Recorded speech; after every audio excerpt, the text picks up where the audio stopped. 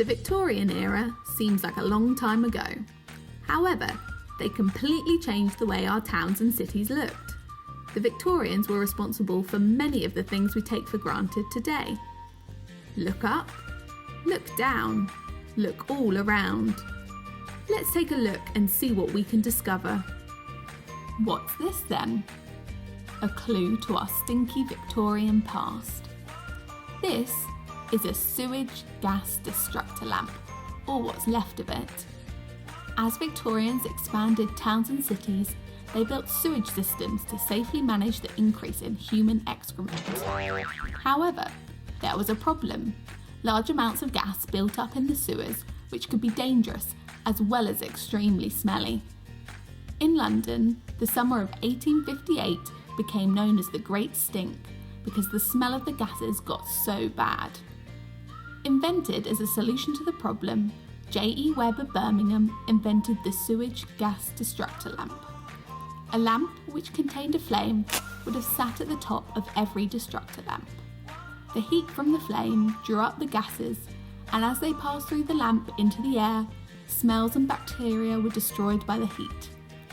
The Victorians liked to decorate even the most functional of items. Take a look at the decoration on this destructor lamp. You can still see the remains of many of these lamps in Royal Tunbridge Wells. See if you can find these mysterious and smelly Victorian inventions next time you go out.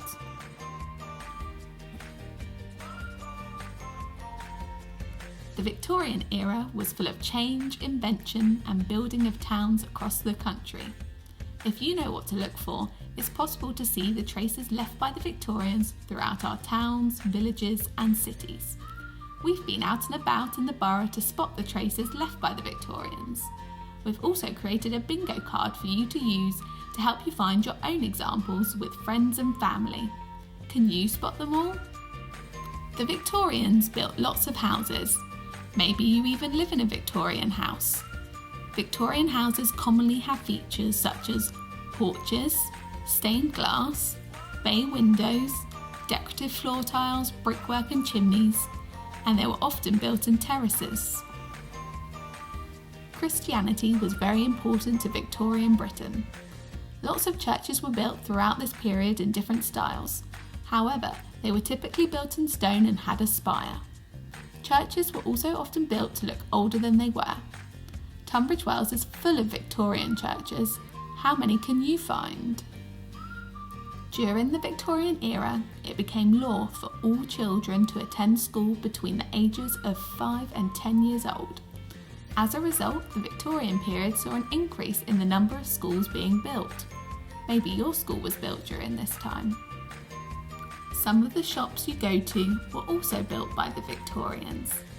When identifying a Victorian shop, look out for wooden framed shop fronts, decorative brickwork and tiles, decorative columns, and unusual shaped windows. One sure way of identifying a Victorian building is by a date stone. These stones tell you the date the building was built. If the date is between 1837 and 1901, you've found yourself a Victorian building. You are sure to have seen post boxes before, but did you know they were invented by the Victorians? A really easy way to tell if a post box was made in the Victorian era is by looking at the initials on the front of it. If it reads VR, it means that it was made when Queen Victoria was on the throne. Victoria Regina. If you can't see these initials, whose can you see instead? What might they stand for? During the Victorian era, it wasn't just post that was moving around from place to place. People were also travelling around the country, thanks to another Victorian invention, trains. As a result, many railway stations were built by the Victorians, and we still use them today. How many Victorian stations can you spot? In order for trains to get to new places, bridges and tunnels were built. These can sometimes be hard to spot, so take a close look next time you're out and about. Here's a quick recap of Victorian things to spot. Destructor lamps, houses, churches, schools, shops, date stones, post boxes, railway stations, bridges.